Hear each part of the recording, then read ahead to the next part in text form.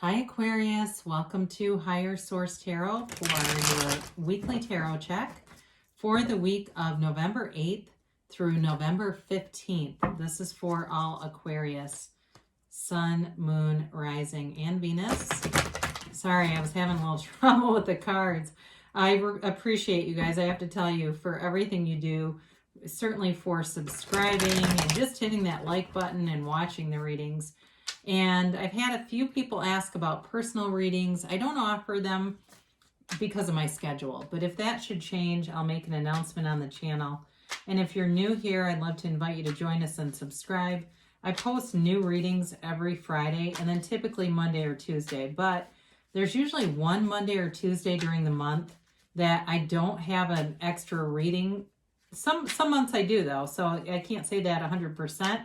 But I'm open to suggestions. So if I have an extra week where I don't have something on Monday and you want to see like a pick a card type of reading, I'd be happy to look into something just for fun here and there. And that way too, you can always, if a reading doesn't resonate, you can check back in a couple of days and see what's new. Or check a different part of your chart too. So let's get the messages for Aquarius. What does Aquarius need to know, please?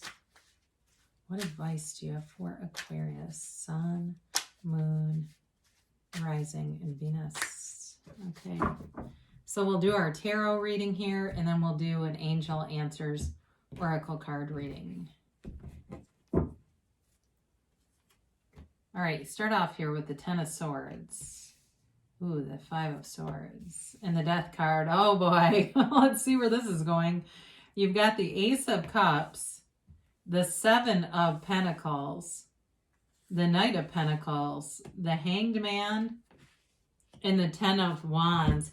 Well, for some of you, you got a relationship that's ended, but you got something new coming in. Okay, this is all related because sometimes I'll see it as two different things. Like there's a conflict with your Aunt Betty or something. This isn't Aunt Betty. This is like, I'm done fighting. Let's stick a fork into it. It's done. But it's leading into something new. But I do think part of it is like changing your perspective on relationships, changing even your perspective on life. I do feel like some of you are, you know, kind of contemplative, like taking a look at the landscape, looking back at your life, and even saying like, how did I get here and where am I going? Taking your own inventory. So you have here Scorpio, you have Water, Pisces, Cancer, Scorpio. You've got Air, Gemini, Libra, Aquarius. You've got Earth and Fire too here. So with, like I said, this Ten of Swords, it's like, well, it couldn't have gotten any worse than this. With this, it can be a little bit of a dramatic energy, but I do feel like in this case, it's legitimately was a painful ending to something.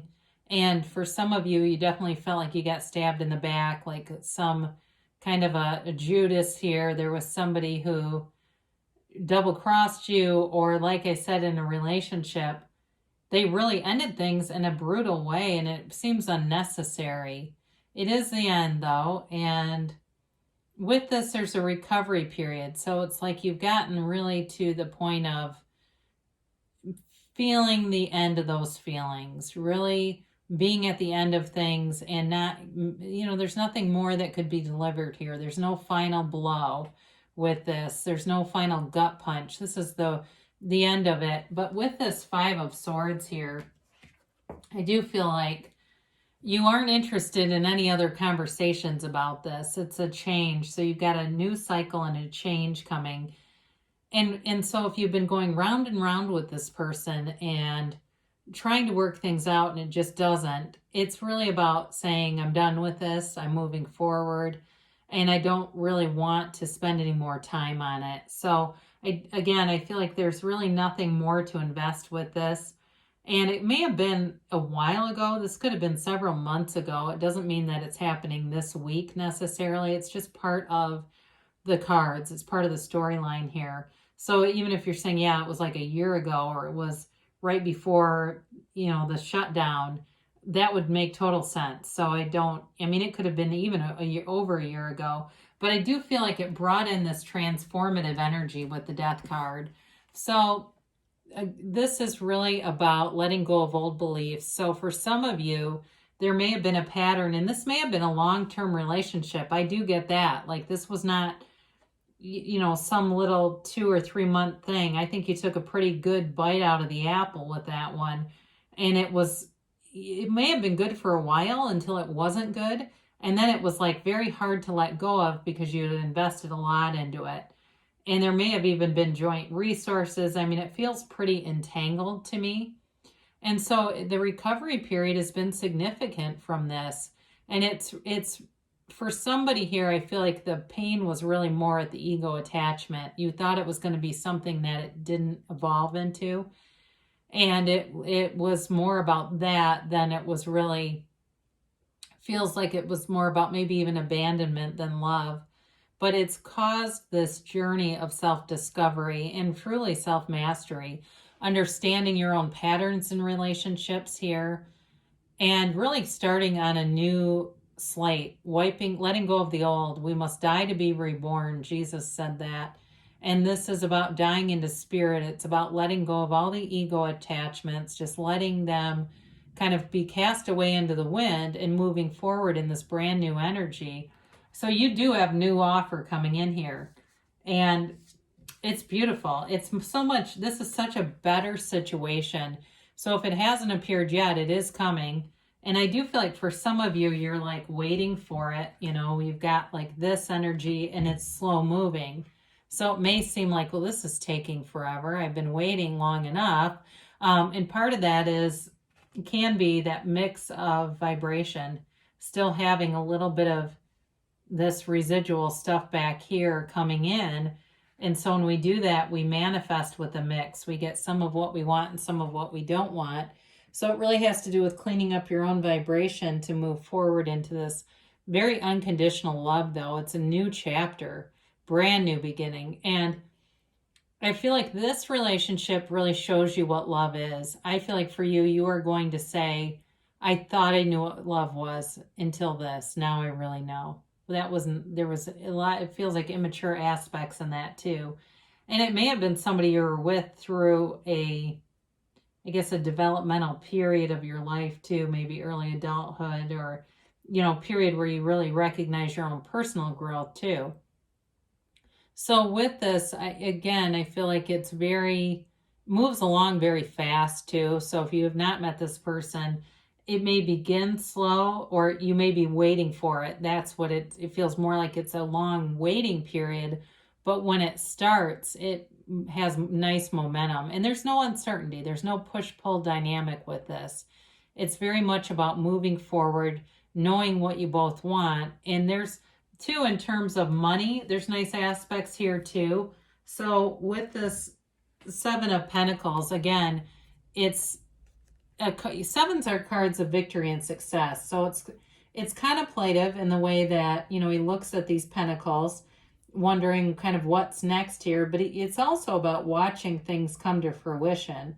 So for some of you, it's all going to make sense as it develops. Like, it was definitely worth the wait, but it's at the same time, you're staying busy with other things and making a career, making money, especially for those of you that had financial entanglements with that other relationship. You may have had a period of recovery from that. And it's for somebody, they might have a little bit of doubt in their vibration. It's this sort of nagging little doubt and wondering. Be aware of that so you can pivot away from it and know that there's more coming. It's sort of like this wondering what's really going to bring me happiness and fulfillment. But know that you can have, do, or be anything. So write down a list. If you're sitting here single saying, I can't imagine this, write down who you want to attract and you'll manifest the person. And I've seen it all the time. I mean, I've seen people put celebrities on vision boards and they've met their significant other who they think looks just like the person, and in their eyes they do, and that's great. I might not say, well, they look exactly like this, but I guess it's like, well, I guess there's some similarity there. But either way, you don't have to advertise either that you're doing that, and just keep it between you and the universe. Let the universe do the heavy lifting. So you've got an offer coming in here. And like I said, this is slow moving, but all this yellow in the cards symbolizes a gift. And it's a beautiful energy. It's somebody who's very pure of heart and well-intentioned. They have integrity. They are honest. They are hardworking. I feel like they might own their own business. And it may be like a business that's something to do with house building or something to do with that kind of industry, building maybe. Even commercial, actually. It actually feels more like commercial the more I talk about that.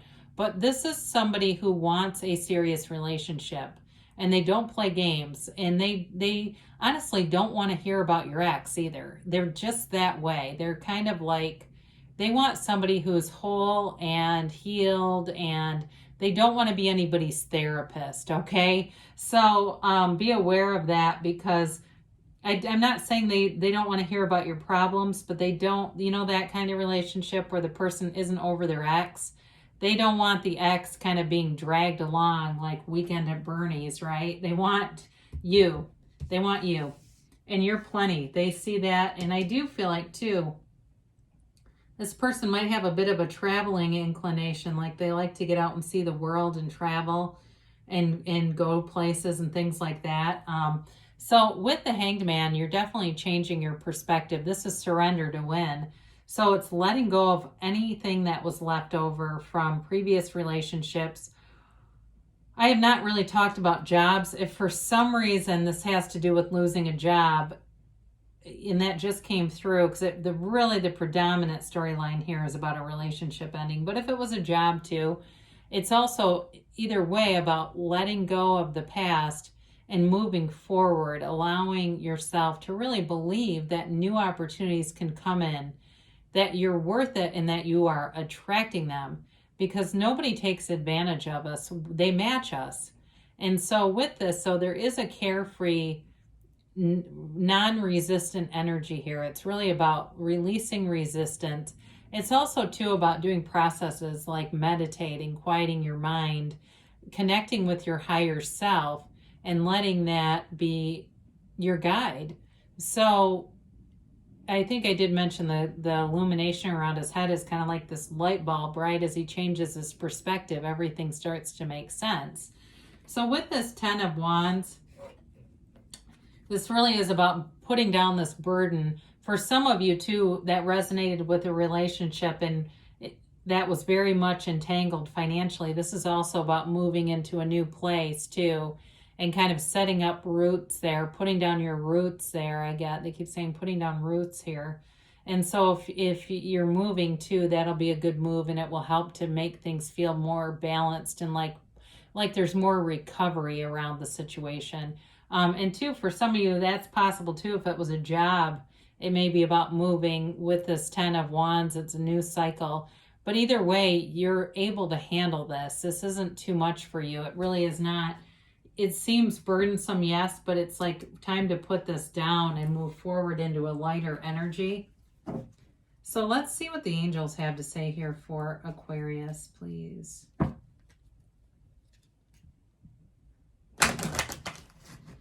Yeah, there's been a lot of, I think, a run on really kind of happy Aquarius readings. And I do feel like I like to see a reading that shows a little bit of conflict, because that's life, right? And I say this, the oracle cards are, the kinder, gentler way, and the tarot is your best friend that always tells you the truth. So it does have to occasionally, in order to give good guidance, acknowledge some of this stuff.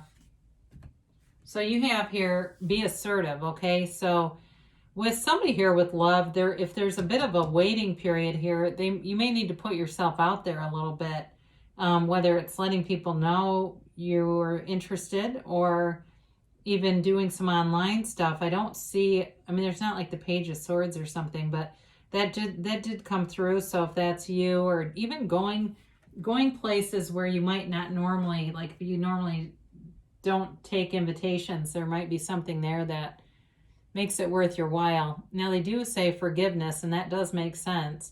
So letting go and moving forward, and forgiveness is the way, because I've mentioned this a few times. I met Deepak Chopra about a year ago and got to sit down and talk to him. And I asked him what his best advice was in terms of resentment. And he said, let go of it, not because they're worth it, but because you are. So they just said, let go, Jesus.